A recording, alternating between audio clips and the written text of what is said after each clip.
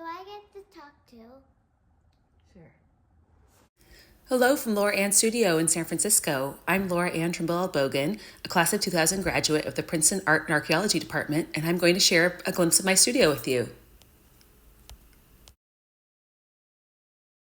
I am really honored to be commissioned to paint this painting of McCormick Hall for the department, as it has come down to make way for a beautiful new museum by Sir David Adjaye. The building was designed by Ralph Adams Cram in 1922 and came down in 2021, so it was there for almost 100 years. And here is a pencil draft of what I've created.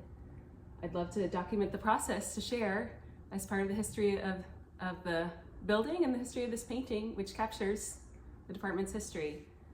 I always loved these Gothic windows. He was an expert of the Tudor Gothic revival period, coming from Boston, serving as an architect advisor of the university.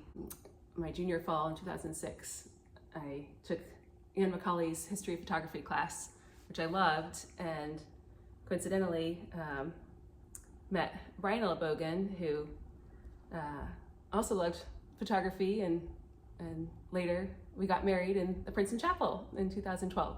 So when I was asked to paint this painting, it had extra special meaning for me, not only as an art history major, but as a fun story of how I met my husband.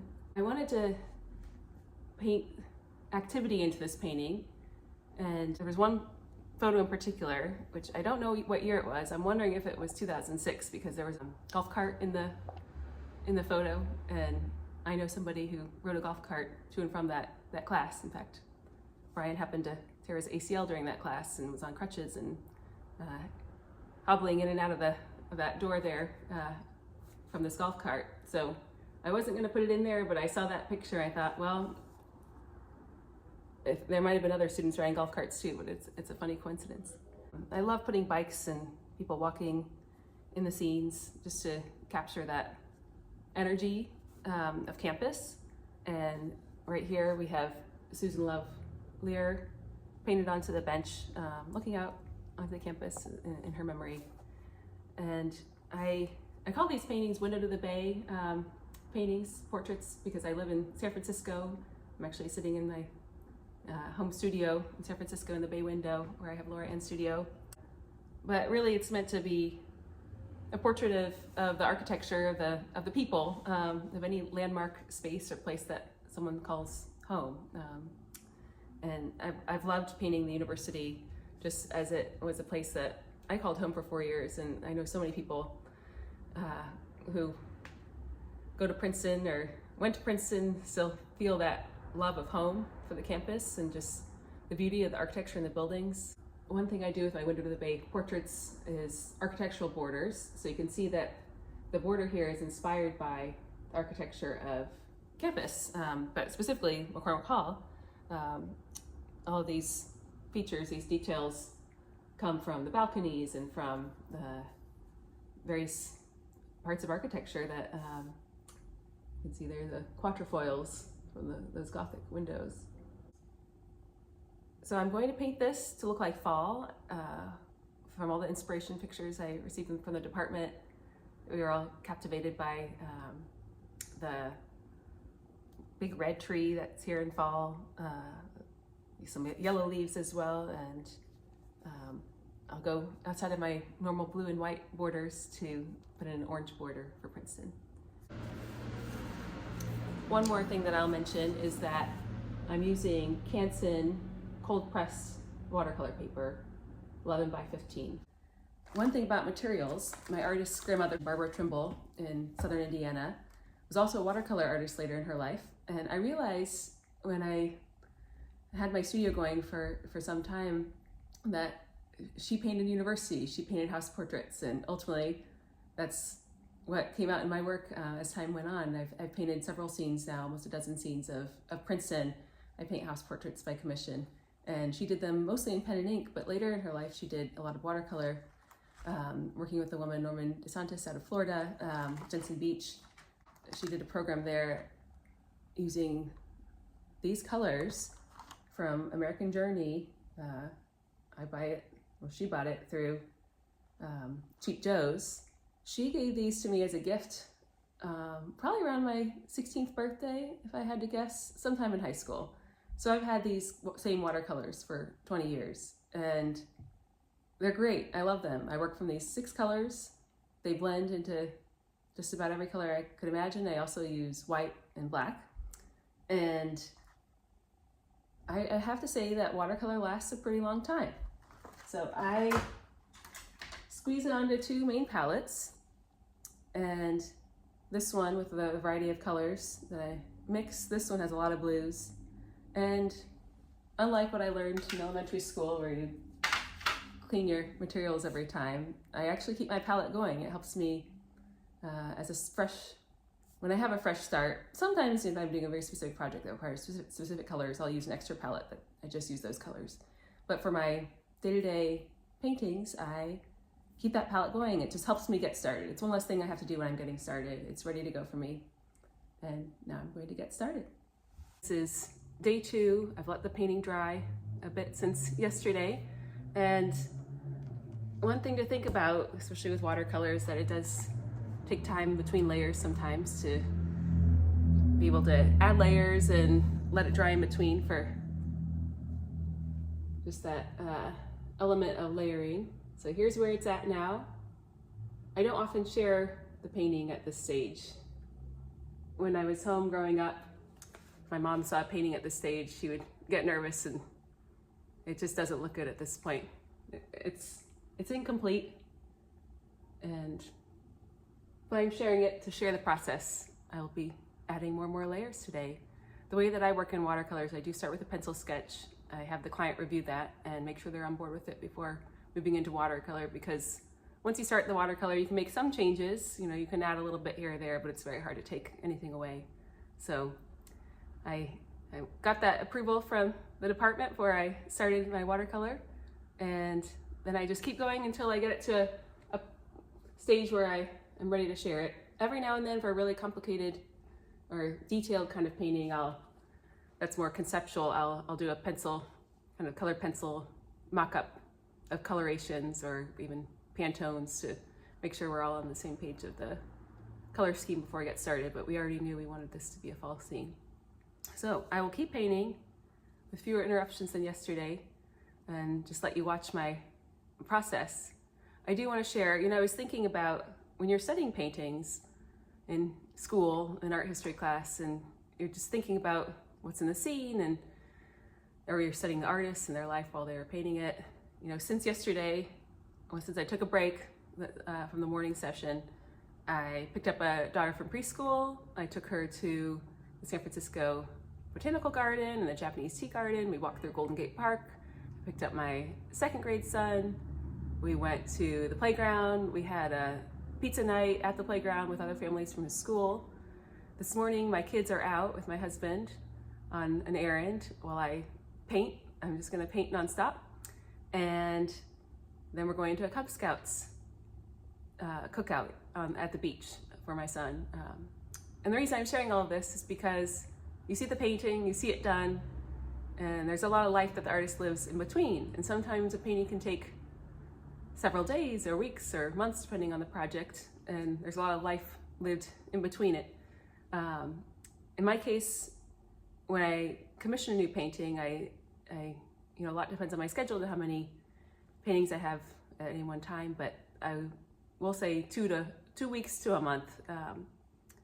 I think as an artist entrepreneur, it's important to think about your time and how long it takes to make work. There are a lot of different areas of the art practice, so I'm speaking really from my realm of commissioned work, and house portraits, landmark portraits, wedding portraits, baby beach portraits, all these areas where a client has a specific scene that they'd like painted. And I'm working from photographs, it's very clear. I know this is very different than maybe conceptual kind of piece, although I do have friends who work in a more abstract way, but still will do storyboards and color palettes and just really try to get a client on board before they get started. But I think it's really important to think about your time, how long it takes to make your work. It was, a few years into my practice when I had this realization or this tip from a business coach who helped me think through, paying attention, to the product that I'm selling, the different sizes, the different complexities of what I'm painting, and how many hours it takes, and thinking through my cost per hour in terms of how I price my paintings. There is this business component that you can really factor into your practice to make it more successful. And so while a painting like this might take me 10 hours to 15 hours, depending on whether you count in the communication back and forth and the inspiration board research and the pencil sketch and the painting and the ink and the framing and the shipping and all those factors that go into it, all those little pieces of time are spread out across days where it fits into my life. I'd like to share the painting, the stage that it's currently at, from 2 days of painting. You can see it has more texture, more color, but it still looks incomplete. So it's at this phase that I began in ink. And I think it was probably because of that experience I had with my grandmother, who was a pen and ink artist, where I came to really love the style of ink mixed with watercolor. At some point, she never mixed ink and watercolor. She did ink, and then she did later in her life watercolor.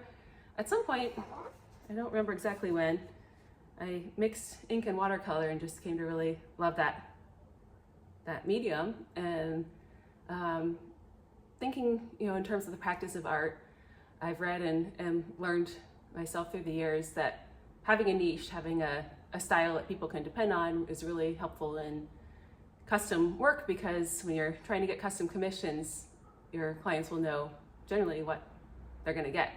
And you don't just have to have one style. I have another style that's a little bit more playful. I use it more for children's art, children's clothing.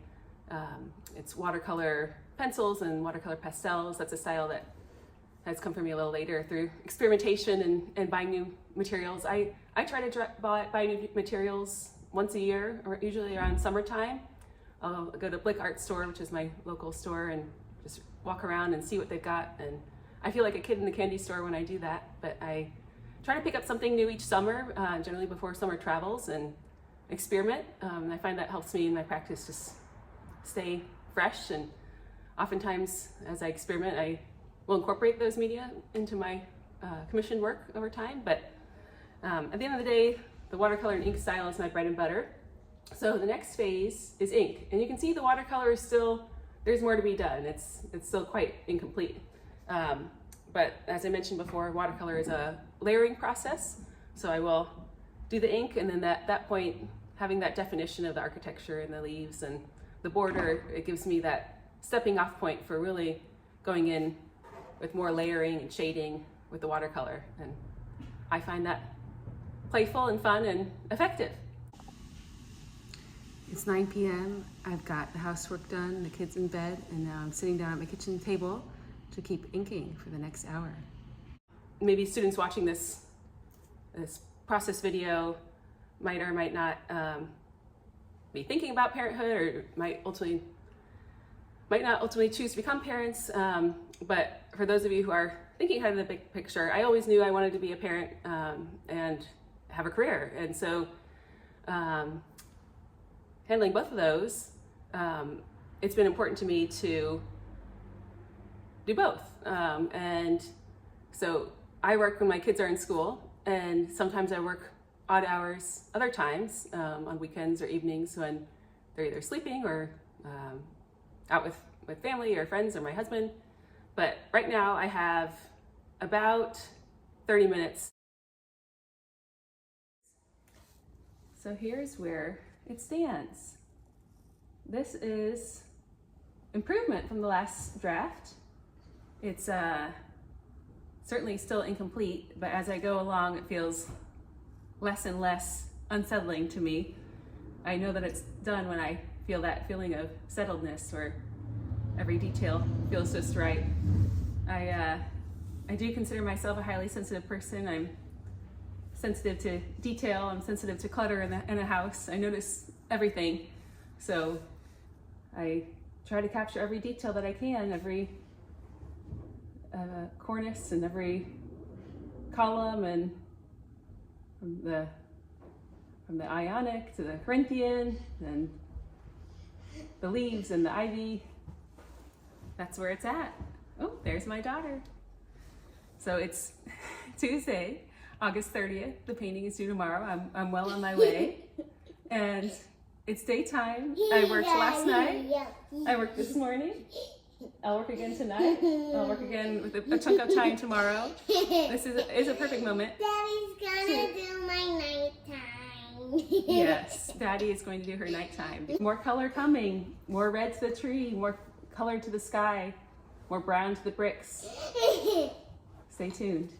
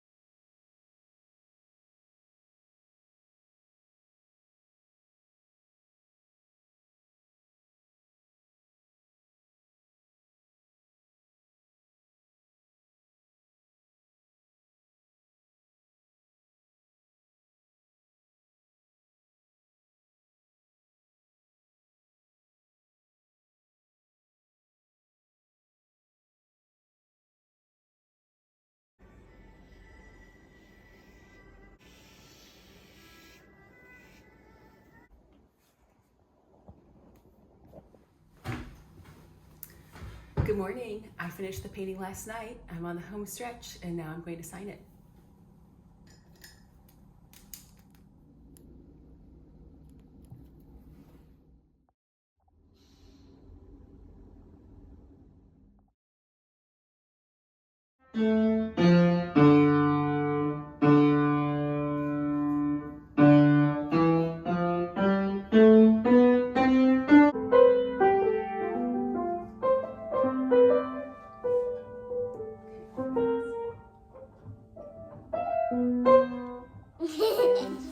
I have it here in a frame that I'm waiting for approval on from the department, whether they want natural wood or white or black. Most of my work, my Window to the Bay portraits, I've been framing in white.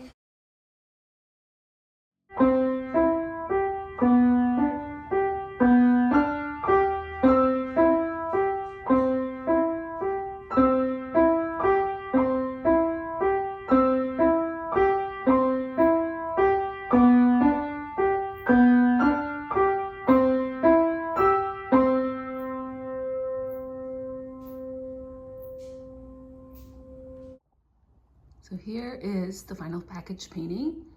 You can see that I use my branded tissue and branding on my shipping label. And the reason I'm showing you this is because in the practice of art, I'm finding that I have to think about marketing just like any other business. I have a brand, I have a logo, I have a font, I have colors, and I try to make a uniform presence when I hand off my work. This is my final leg with the painting. I'm at the UPS store. I take my bike everywhere. I'm gonna make the drop off and calculate the shipping, get it packaged safely, and off to Princeton.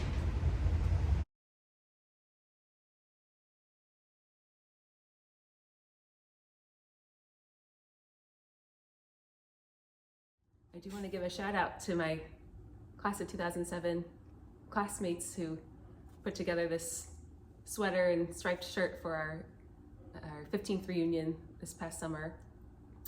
07 sails the 7 seas. Do it. I forgot to mention this is my 10th reunion costume. It was Princeton camp, and I'll give you a glimpse. This one was a lot of fun. There you go. Today I'm wearing my 5th reunion costume, which was Hargadon's Heroes in honor of Dean Fred, the dean who admitted the class of 2007. We were his last class before he retired. I'm checking in with a progress report wearing my beer jacket from the class of 2007 and my graduation dress, which is 15 years old now, not quite vintage.